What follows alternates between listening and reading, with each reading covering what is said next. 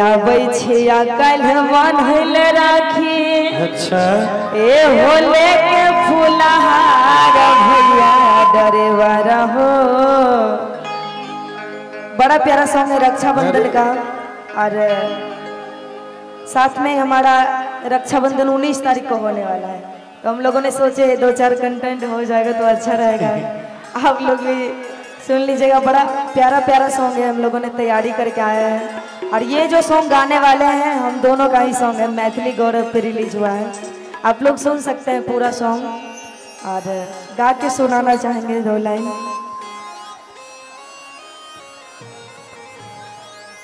के आबै छिया कल बांधल राखी। अच्छा ए होले के फूलहार भैया डरेवा रहो। बाप रे बाप रे बाप के भैया डरेवा रहो। गरिया लेके रही हो नहीं बाहर। आगे हमरो तो सुन बोला कि हम ड्राइवर आदमी काम धंधा वाला लोग कथी ले तोरा राखा राखी के फेर में रहबो, नहीं कमेबो तो परिवार केना चलते। चाहे जेना चले राखी के बांधल दिन नहीं जेबो कहीं। सुन बोला कि लेट होते घरे आते में हमारा। अरे सुन ले हमारे गप बहिन दुलारवी के बहिन दुलारवी के। आइएगा। अरे राखी के दिन गरिया छौरी जप बहिन दुलारवी के। राखी के दिन गरिया छौरी जप। आबै छिया कल बांधल राखी लेके फूलहार भैया डरेवा रहो।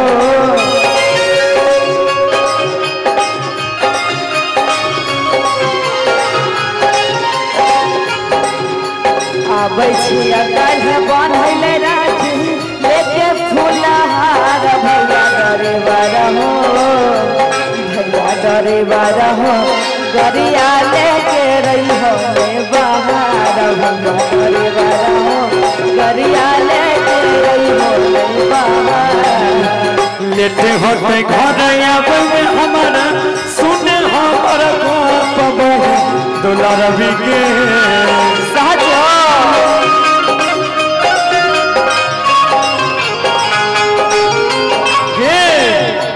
लेटे होते घर आवे में हमारा सुन हमारा गप बहिन दुलारवी के। बहिन दुलारवी के काल के दिन गरिया छौरी जप बहिन दुलारवी के।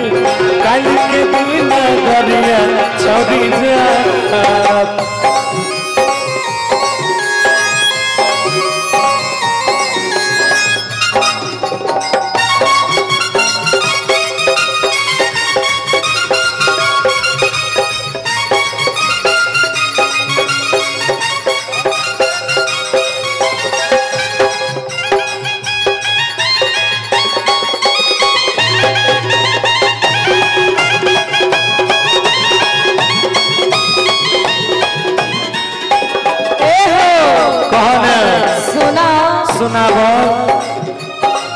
हर बेर करे छहो कोनो न कोनो बहाना।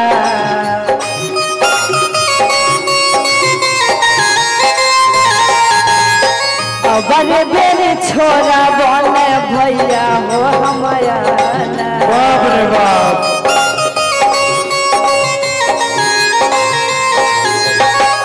बड़ी मुश्किल से मिलै छै गे सवारी।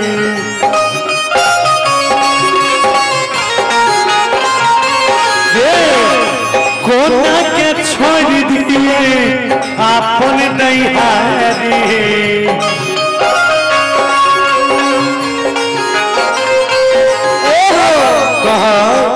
हर बेर ठगै छहो कोनो न कोनो जोगार भैया डरेवा रहो।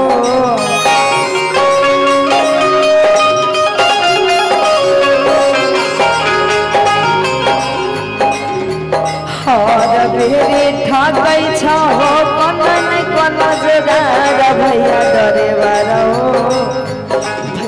डरे बारा हो गरिया लेके रही हो बाहर भैया डरे बारा हो गरिया लेके रही हो बाहर दुलर के काल के दिन गरिया छाई जा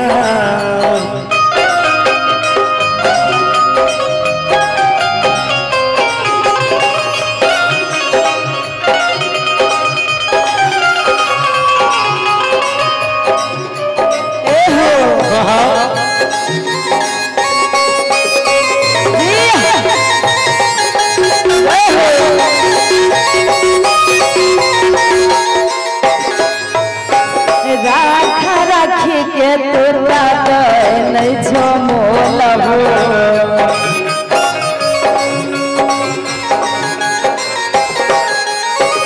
भैया हो किया एतना करे छहो झोलबो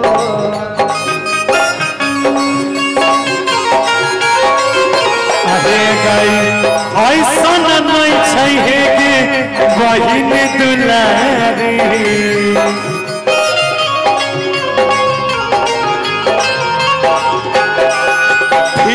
हुए तो तोरू के बारी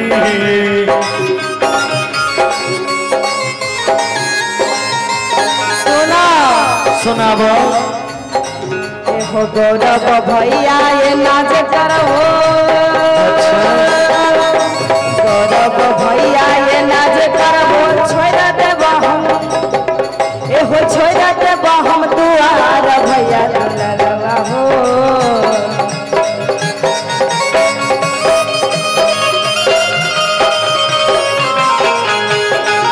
भैया दुलरवा हो राखे बांधे बनाई हर भैया हो राखे बांधे बनाई दुलर के काल के दीदा गरिया छाई